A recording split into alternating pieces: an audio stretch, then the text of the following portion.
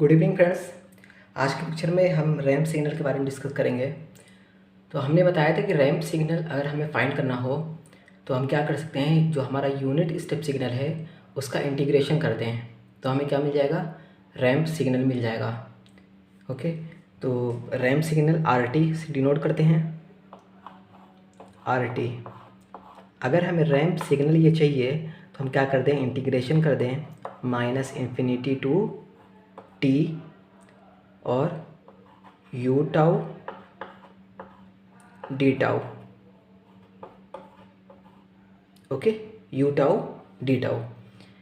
तो उसके बाद यू टी का क्या मतलब हुआ, यू टी का मतलब हुआ कि हमारा जो है ज़ीरो से स्टार्ट हो जाएगा वो इंटीग्रेशन।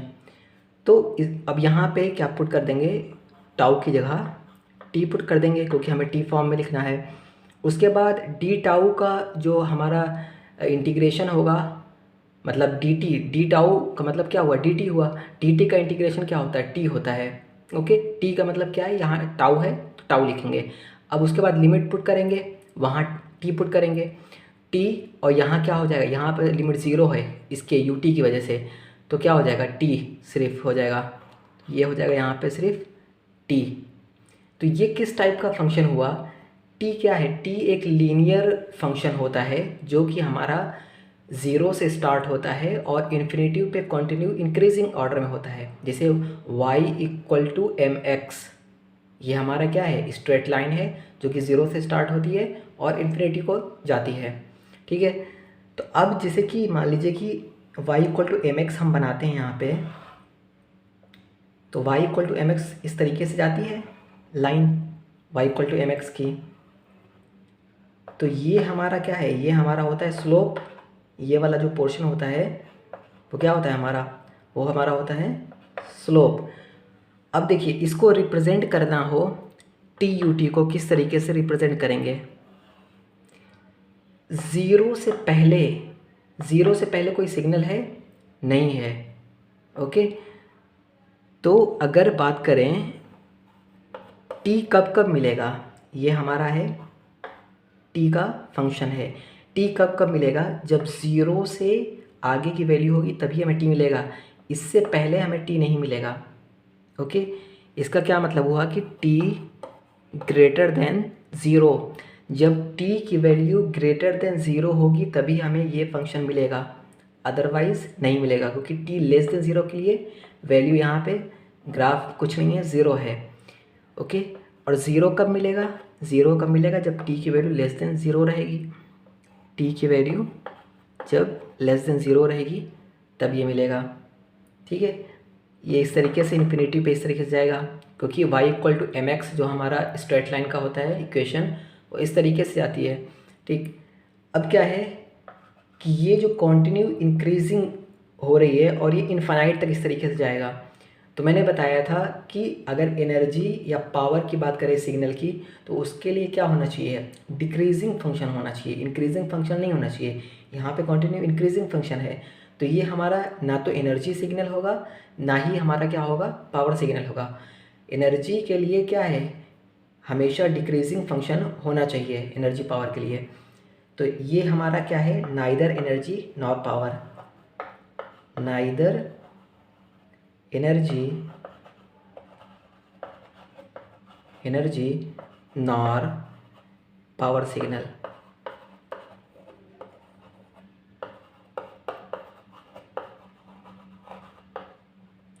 ओके, तो ये हमारा हो गया रैंप सिग्नल के बारे में। अब हम डिस्कस करेंगे पैराबोलिक सिग्नल के बारे में, तो इसको इरेज करते हैं और पैराबोलिक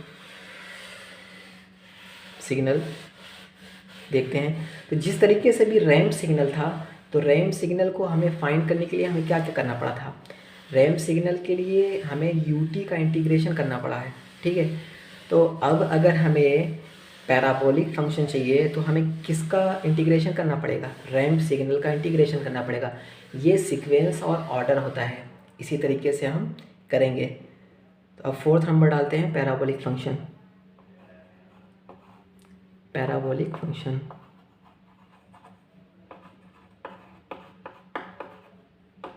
पैराबोलिक सिग्नल।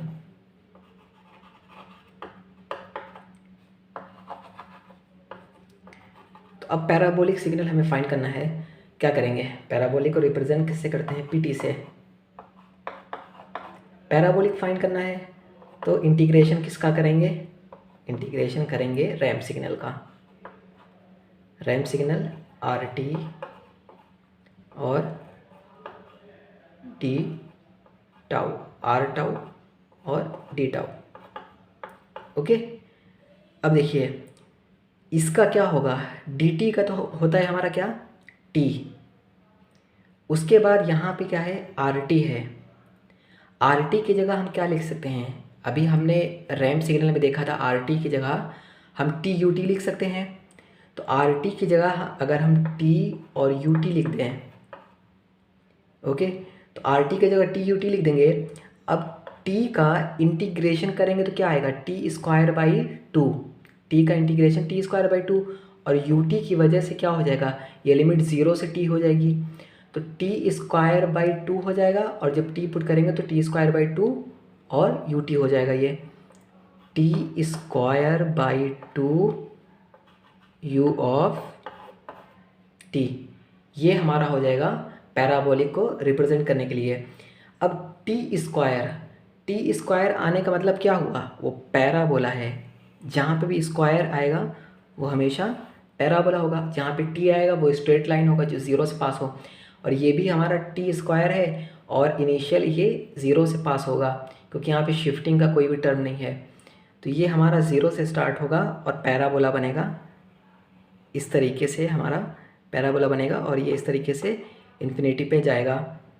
ये हमारा टाइम एक्सिस टी है, ये हमारा पैराबोलिक ग्राफ है पीटी।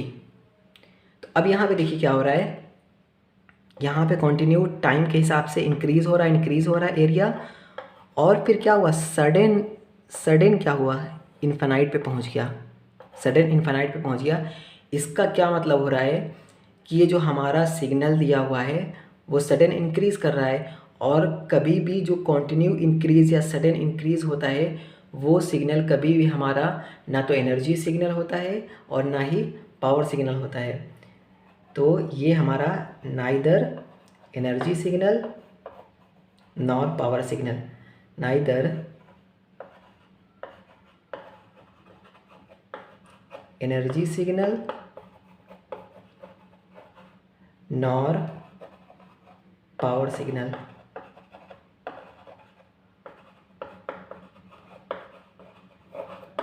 पावर सिग्नल क्लियर है इतना। अब देखिए पैराबोलिक ये है, इसके लिए क्या आया, T square by to U T. बस ये ध्यान रखना है कि किसका इंटीग्रेशन करने पे क्या हमें मिलता है, वो सीक्वेंस हमें याद रखना है, और इसके अलावा बेसिकली हमें ये ध्यान इतना नहीं रखना, इसको हमें याद रखना है, इसका और इसका रिलेशन।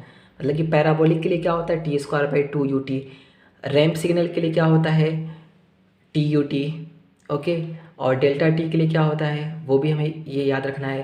तो ये सारी चीज़ें कंट्रोल सिस्टम में जब एरर सीरीज़ हम लोग यूज़ करते हैं तो वो एरर सीरीज़ में सारी चीज़ें हम यूज़ करेंगे। अब जैसे कि मान लीजिए ये हमारे पैराबोलिक है और हमें T square by to U T मिला है। अब अगर हमें इसी से रैंप सिग्नल निकालना है तो रैंप सिग्नल के लिए हमने बताया था क्या करना है, पैराबोलिक को डिफ्रेंशिएट करना है। तो डिफ्रेंशिएट करेंगे तो टी स्क्वायर का डिफ्रेंशिएशन क्या होगा, 2t होगा, तो 2 से 2 कैंसिल हो जाएगा, टी यू टी बच जाएगा, और टी यू टी क्या होता है, रैंप सिग्नल होता है। ओके, जो मैंने ये चीज़ बताई थी, जैसे कि यहाँ पे पहले था unit step signal, unit step था यूटी, ओके, यूटी हमें फाइंड करना है।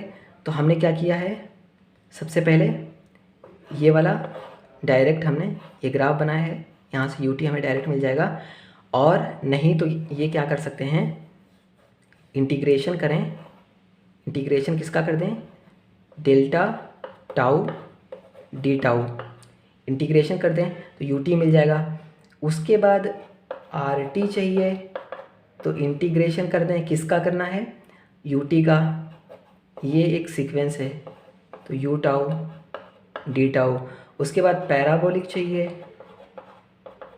इंटीग्रेशन करेंगे, किसका करना है, आर टी का, आर टाउ डी टाउ, ठीक है। तो यू टी मतलब यूनिट स्टेप फाइंड करना है तो इसका इंटीग्रेशन करेंगे, आर टी फाइंड करना है तो इसका इंटीग्रेशन करेंगे, फिर पी टी फाइंड करना है तो इसका इंटीग्रेशन करेंगे। अब अगर यहाँ पे जैसे कि हमें रिवर्स में चाहिए, ये तो इंटीग्रेशन फॉर्म में, डिफ्रेंशिएशन वाले में है, तो डिफ्रेंशिएशन में क्या होगा, जैसे हमें मान लीजिए कि आर टी चाहिए, आर टी चाहिए तो इसका डिफ्रेंशिएशन कर देंगे, मतलब जस्ट अपोजिट। देखिए कैसे हुआ, ये इंटीग्रेशन है आर टी डी टी, इसको जस्ट इसका अपोजिट कर दें तो क्या होगा, डिफ्रेंशिएशन होगा। तो जब आर टी हमें चाहिए तो इसका डिफ्रेंशिएशन कर दें, यू टी चाहिए तो इसका डिफ्रेंशिएशन कर दें, डेल्टा टी इम्पल्स चाहिए तो इसका डिफ्रेंशिएशन कर दें। समझ गए, इसका चाहिए होता है तो हमें इंटीग्रेशन करते हैं, इसका चाहिए होगा तो इंटीग्रेशन करेंगे, इसका चाहिए होगा तो इंटीग्रेशन करेंगे। लेकिन जब आर टी का चाहिए हो तो इसका डिफ्रेंशिएशन, यू टी चाहिए हो तो इसका डिफ्रेंशिएशन, डेल्टा टी चाहिए हो तो इसका डिफ्रेंशिएशन। ये सीक्वेंस याद रखेंगे, इससे आसानी होती है क्वेश्चन सॉल्व करने में। ओके, तो आज के लेक्चर के लिए इतना ही है। अगर वीडियो अच्छी लगे तो please like share and subscribe ज़रूर करें। Thank you.